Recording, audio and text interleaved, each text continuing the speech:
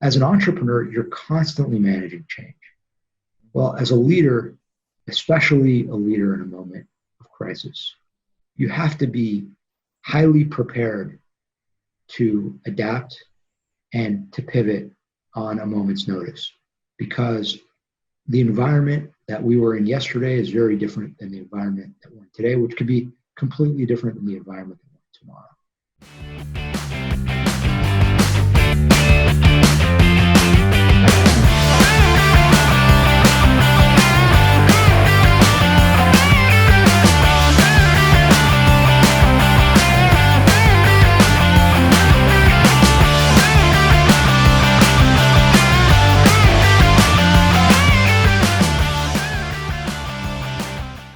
You have a team around you that is just doing these things. And I want to know because a lot of people, a lot of companies, businesses included, my business included, have been shaken through this crisis, through this pandemic.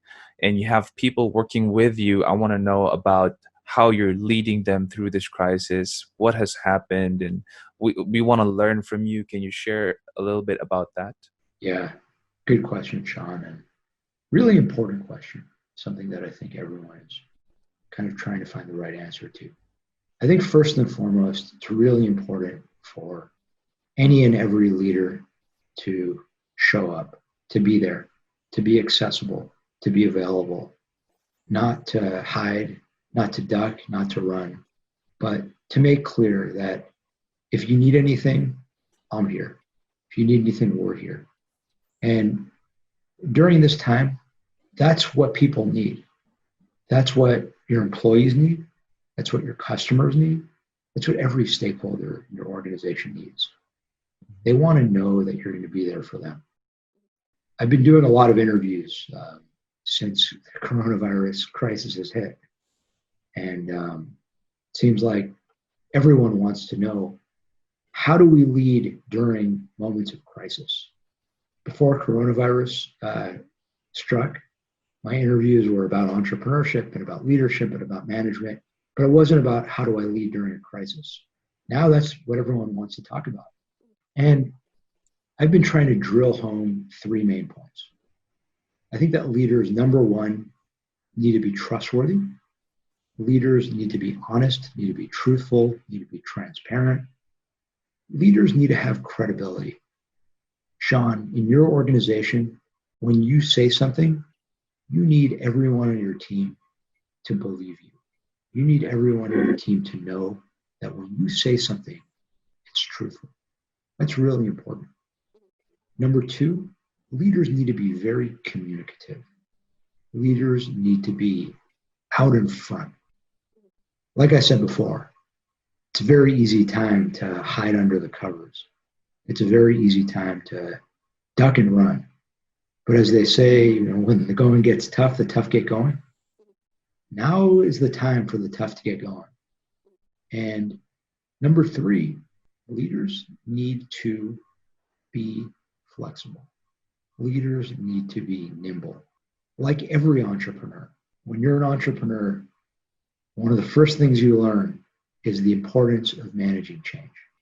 When you have a job, things can be kind of steady, kind of stable. When I had jobs, I sort of did the same thing day in and day out. In the morning, I did this. In the afternoon, I did that. Late afternoon, I did that. When some jobs, it was almost like to the minute, did the same thing every day. As an entrepreneur, you're constantly managing change.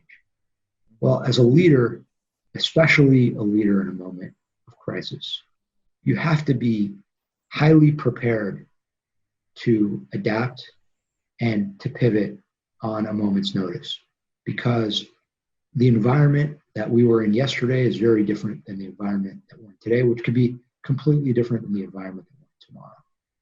And the only way that you can adapt is by having a mindset that is open to change. That's right. Fantastic. So those are three things that pretty much all leaders have to practice: communicate well, be truthful, and be nimble, be flexible. Now, I know that you have had more than a decade of experience in leading people both in your professional career and now as an entrepreneur, leading people from all over the world. You have a global team. And I just want to know how your coaching has helped your leadership. You're a creator and host in another podcast that's the 30-minute mentors. I'm just wondering, are you on Spotify? I am. Yeah. All right. So for my listeners, please check that out. He is on Spotify. Just search 30-minute mentors. And you talk about business, leadership, and personal or professional development. That is something that a lot of people right now need. People right now need growth. People right now need to broaden their horizons. There are different values that people can bring to the table. As you mentioned, the home office has boomed. Who would have known, right? This pandemic would create industries with huge demand, but it has also shut down a lot of industries that we have held on to. So, how has your mentorship and your personal growth and your coaching helped your leadership style? That's a great question. And Sean, by the way, thank you so much for that really nice plug of my show. And I'll just add, for anyone interested in checking out 30-minute mentors, Sean was telling me off the air that Spotify is the most popular platform in the Philippines. I think that's really cool. So I am on Spotify. You punch in 30-minute mentors. It's all spelled out. So you spell out the word 30-minute mentors. You could also go to my website, 30minutementors.com, find it there. So I stream it there as well. Sean, I've always believed in the power of mentorship. I've been a huge beneficiary of great mentorship. I've had great mentors in my life and still do.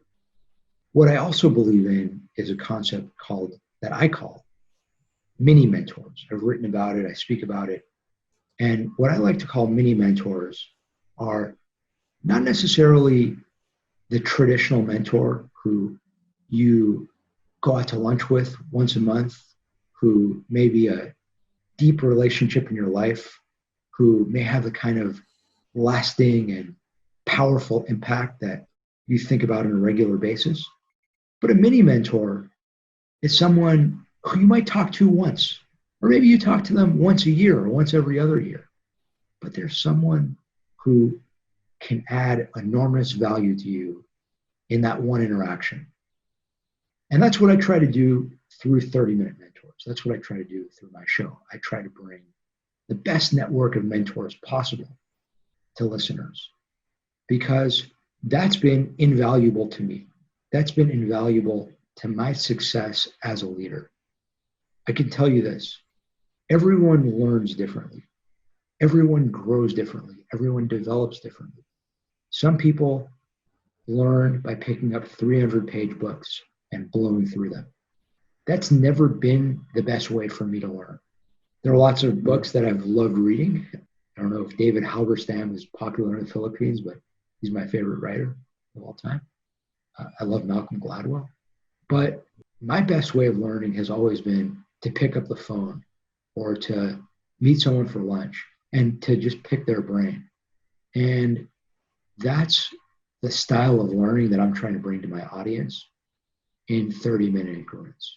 So the 30-minute mentor, most of your episodes or all of your episodes would be around 30 minutes. Is that right?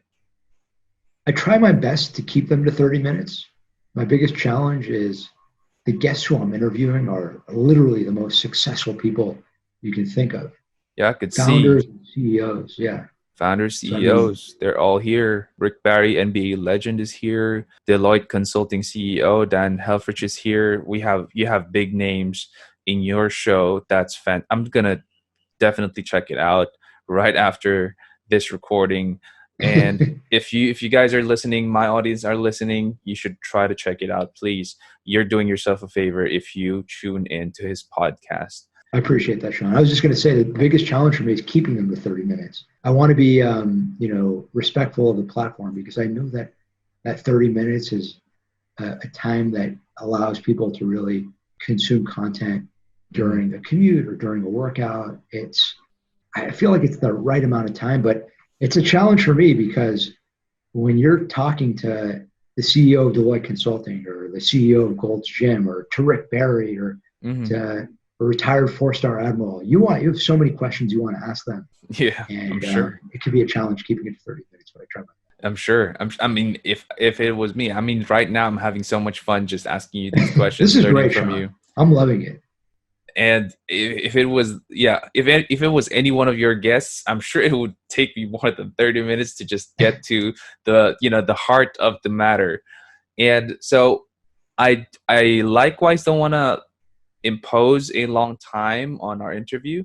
We have had, like more than 30 minutes already, and I've learned a lot. I hope you guys listening in have learned a lot. How you have to focus on one business idea. If you're just starting out, you have to focus. And if you're starting out through this pandemic, through this crisis, you have to communicate.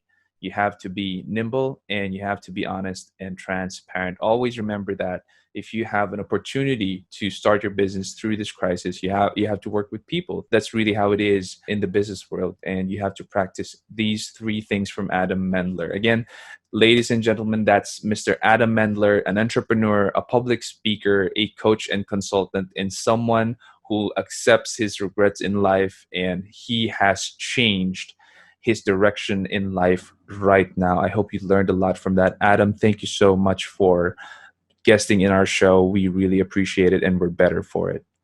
Sean, thanks so much for having me. Thank you for all those kind words. This was awesome. I had such a great time and really appreciate the opportunity to spend the time with you and with your audience.